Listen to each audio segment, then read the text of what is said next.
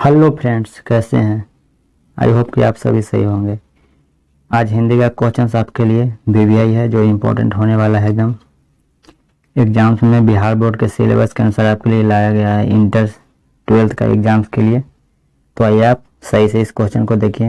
हिंदी का क्वेश्चन है एकदम, बीबीआई इम्पोर्टेंट है। और अपने दोस्तों में शेयर कीजिए इस वीडियो को ताकि उन्हें भी हेल्प मिल पाए। तो चलिए ज़्यादा बकवास न करते हुए, अगर आपने चैनल को सब्सक्राइब नहीं किया अभी तक तो चैनल को सब्सक्राइब कर दें ताकि अगली वीडियो जब हमारी चैनल पर डलेगी तो आपको सबसे पहले मिल जाएंगे। तो चलिए आइए अभी कॉपी और पेन लेकर बैठ जाइए। सारे क्वेश्चन इंपॉर्टेंट हैं तो आप लिख लीजिए और बाद में जब वीडियो खत्म हो जाएगी तो आप याद कर लीजिएगा। तो ये देखते हैं क्वेश्चन नंबर 1 क्या है। सही से क्वेश्चन को समझिए। अर्धनारीश्वर शीर्षक पाठ के लेखक कौन है। 4 ऑप्शन दे रखा है, एग्जाम्स में ऐसे भी दे रखे होंगे। एक क्वेश्चन और 4 ऑप्शन, इसको बोलते हैं एमसीक्यू। एमसीक्यू क्वेश्चन बोलते हैं ऑप्शनल, जिसमें 4 ऑप्शन दिया रखा है जिसमें कोई एक आंसर होगा।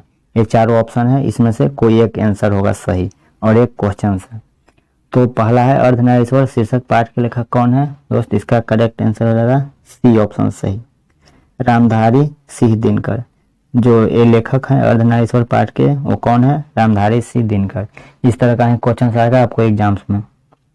तो चलिए आप क्वेश्चन नंबर 2 देखिए। शिक्षा शीर्षक संभाषण के वक्ता कौन है।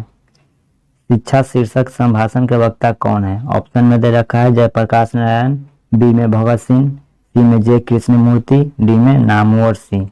दोस्त इसका करेक्ट आंसर हो जाएगा सी, जे कृष्णमूर्ति। चलिए अब नेक्स्ट क्वेश्चन देखिए। क्वेश्चन नंबर 3 है सिपाही की माँ शीर्षक पाठ के रचयिता कौन है। आपके बुक में सिपाही की माँ कोई पाठ है, उसका रचयिता कौन है। इसका करेक्ट आंसर हो जाएगा 3 का डी, मोहन राकेश। आपको एक बात हम समझा देना चाहते हैं कि देखिए सिपाही की माँ शीर्षक पाठ का रचयिता कौन है, तो इसमें आपको डी ऑप्शन नहीं याद करना है। आपको याद करना है कि सिपाही की माँ शीर्षक पाठ का रचयिता मोहन राकेश है।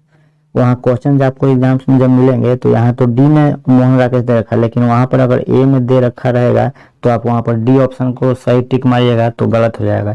इसलिए अगर आपको मोहन राकेश याद रहेगा कि सिपाही की माँ शीर्षक पाठ के रचयिता मोहन राकेश है, तो अगर बी में या ए में कोई में दे रखा रहेगा तो आपको मोहन राकेश याद रहेगा। तो अगर ए में दे रखा है तो ए को टिक मारिएगा तो सही हो जाएगा। इसलिए आप याद कीजिए कि सिपाही की माँ शीर्षक पाठ के रचयिता कौन है, तो मोहन राकेश रचयिता है। तो यहाँ के अनुसार डी ऑप्शन सही है। अब चलिए नेक्स्ट देखिए। भगत सिंह का जन्म कब हुआ। बताइए भगत सिंह का कब जन्म हुआ। आपको पता है, नहीं पता है, चलिए हम बताते हैं। ऑप्शन सी करेक्ट आंसर है। 28 सितंबर 1947 ईस्वी को भगत सिंह का जन्म हुआ था। नेक्स्ट देखिए 5 नंबर क्वेश्चन। चंपारण में गांधी जी का चमत्कार की कथा किसने लिखी। जो गांधी जी ने चमत्कार किया था चंपारण में, उसकी कथा किसने लिखी। महात्मा गांधी खुद लिखे कि राजेंद्र प्रसाद लिखे कि राधा कृष्ण लिखे कि सरदार पटेल लिखे।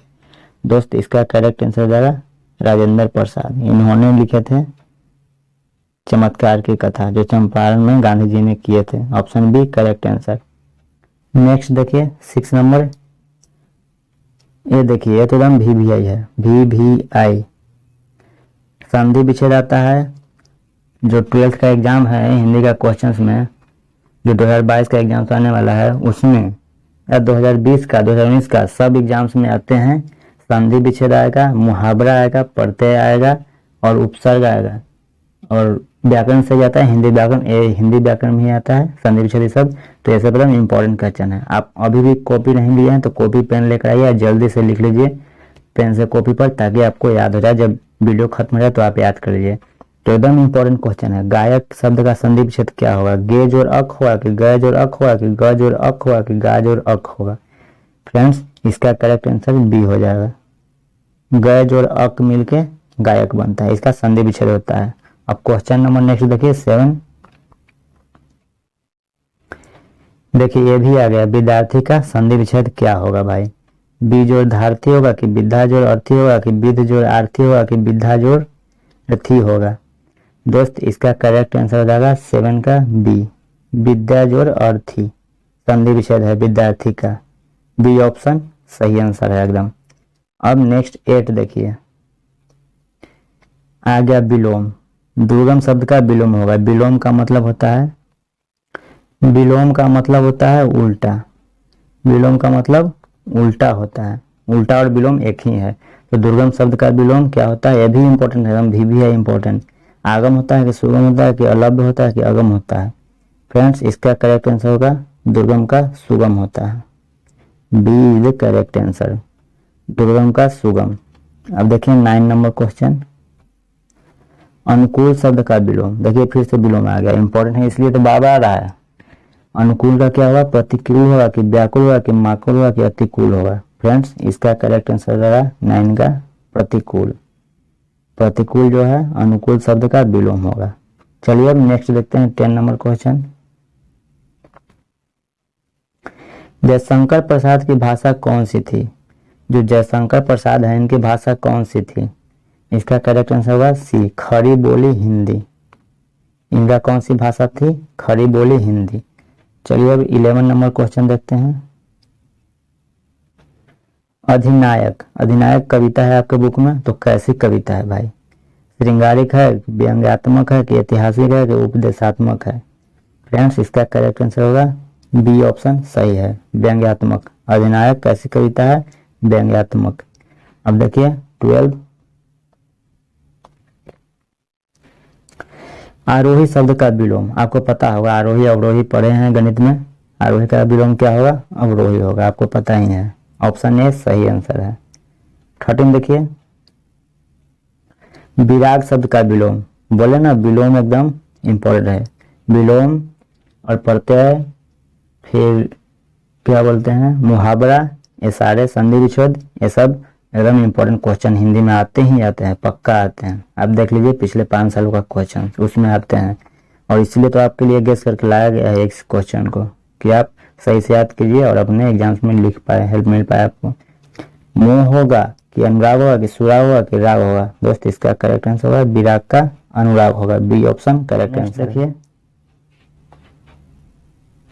जूठन के हेडमास्टर का नाम क्या है, बताइए। जूठन के हेडमास्टर का क्या नाम है, आपके बुक में है। तो जूठन का हेडमास्टर का नाम होगा ए, कालेराम। कालेराम नाम था जूठन के हेडमास्टर का। अब देखिए 15, एकदम VVI, हिंदी साहित्य का सूर्य किसे कहा जाता है। विद्यापति को कि सूरदास को कि तुलसीदास को कबीरदास को किसे बोला जाता है, हिंदी साहित्य का सूर्य किसे बोला जाता है। तो इसका करेक्ट आंसर होगा तुलसीदास। तुलसीदास को बोला जाता है सूर्य भाई, हिंदी साहित्य का सूर्य। अब देखिए 16, देखिए आ गया मुहावरे का अर्थ। कान काटना, कान काटना एक मुहावरा है, तो मुहावरे का अर्थ VVI लिख लीजिए। कान काटना का मुहावरे का अर्थ क्या होगा, इसका करेक्ट आंसर होगा चतुर होना, बी ऑप्शन सही। अब देखिए 17, ऊंट के मुंह में जीरा, मुहावरे का अर्थ। ऊंट के मुंह में जीरा का मुहावरा क्या होगा, इसका करेक्ट आंसर हो जाएगा बी, कम देना। अब चलिए 18, देखिए बार बार आ रहा है, चांद का मुंह टेढ़ा है, कविता संग्रह के रचयिता कौन है। चांद का मुंह टेढ़ा है, इस कविता को कौन रचे हैं, किन्होंने लिखे हैं, कौन लिखे हैं भाई, देखिए यहाँ। इसका करेक्ट आंसर हो जाएगा गजानन माधव मुक्तिबोध। इनके रचयिता हैं गजानन माधव मुक्तिबोध। चलिए अब 19 देखिए, विशेषण। विशेषण भी देखिए आता है, नगर शब्द का विशेषण। नगर शब्द का विशेषण क्या होगा, नगरीय होगा कि नागरिक होगा कि नगरवासी कि नागर। इसका करेक्ट आंसर हो जाएगा नगरीय। क्या हो जाएगा विशेषण, नगरीय हो जाएगा नगर शब्द का। 20 देखिए, रंग शब्द का विशेषण। रंग का विशेषण क्या होगा, आपको क्वेश्चन पूछ दिए जाएंगे एग्जाम्स में तो आप बता नहीं पाइएगा, इसलिए अभी याद कर लीजिए कि रंग शब्द का विशेषण क्या होगा। रंग इंपॉर्टेंट है। रंगीन, रंग का क्या विशेषण होगा, रंगीन, रंगीन विशेषण होगा। चलिए अब 21 देखते हैं, पत्थर शब्द का विशेषण। ऐसा क्वेश्चन आ रहा है, पत्थर शब्द का विशेषण आपको पता नहीं होगा, व्याकरण में सब पढ़ाया जाता होगा, हिंदी व्याकरण में पढ़ाया जाता है। तो पत्थर शब्द का विशेषण एकदम VVI है, लिख लीजिए। आप बोलिएगा कि सब बता रहे हैं VVI है, तो VVI सही में सब है, क्योंकि सब आपके लिए गेस करके लाया गया है। तो 21 का बी हो जाएगा, पथरीला। पत्थर का विशेषण क्या होगा, पथरीला हो जाएगा। चलिए हम नेक्स्ट देखिए 22, जीव जंतु शब्द कौन सा समास है। समास, समास भी आता है एकदम। जीव जंतु शब्द का कौन सा समास है? तत्पुरुष समास है कि बहुव्रीहि समास है कि अव्ययी भाव है कि द्वंद्व समास है? दोस्त इसका करेक्ट आंसर होगा द्वंद्व समास। जीव जंतु कौन सा समास है? द्वंद्व समास। समास आता है, मुहावरा आता है, प्रत्यय आता है, विलोम शब्द आता है, ये सब एकदम पक्का आएंगे क्वेश्चन में। 23 देखिए, भरपेट शब्द बताइए, भरपेट शब्द कौन सा समास है? कर्मधारय है कि अव्ययी भाव है कि तत्पुरुष है कि द्विगु है? दोस्त इसका करेक्ट आंसर हो जाएगा बी ऑप्शन सही है एकदम, अव्ययी भाव समास है भरपेट।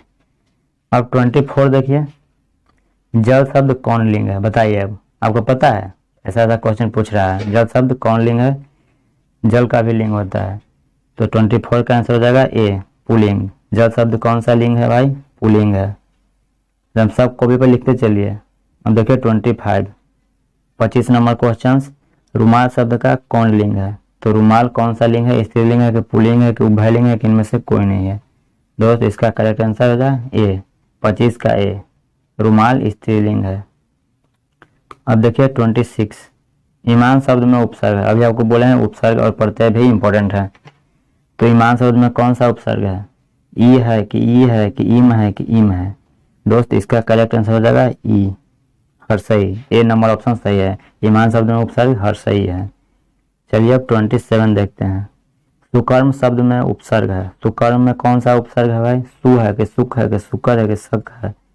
दोस्त इसका करेक्ट आंसर हो जाएगा सुकर्म में सु उपसर्ग है। 28 देखिए, एकदम करेक्ट। प्रकाशित शब्द में प्रत्यय है, बताइए प्रत्यय कौन सा है? प्रकाशित में क्या है प्रत्यय? इसका करेक्ट आंसर हो जाएगा इत, प्रकाशित में इत प्रत्यय है। 29 सारे का सारे याद कर चलिए, लिखते चलिए कॉपी पर। 29 पठनीय शब्द में प्रत्यय है। पठनीय शब्द में कौन सा प्रत्यय है?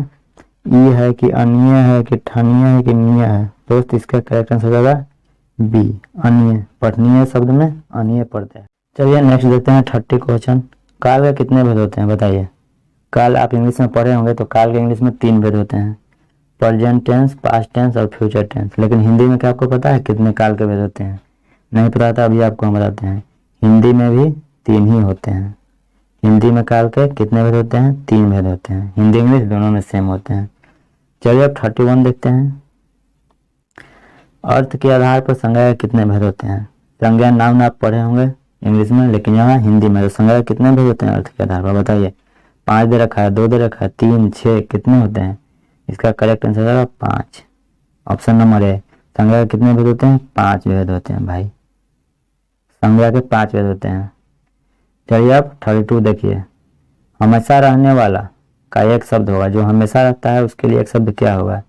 एक शब्द के अनेक शब्द होते हैं, अनेक शब्द के एक शब्द होते हैं।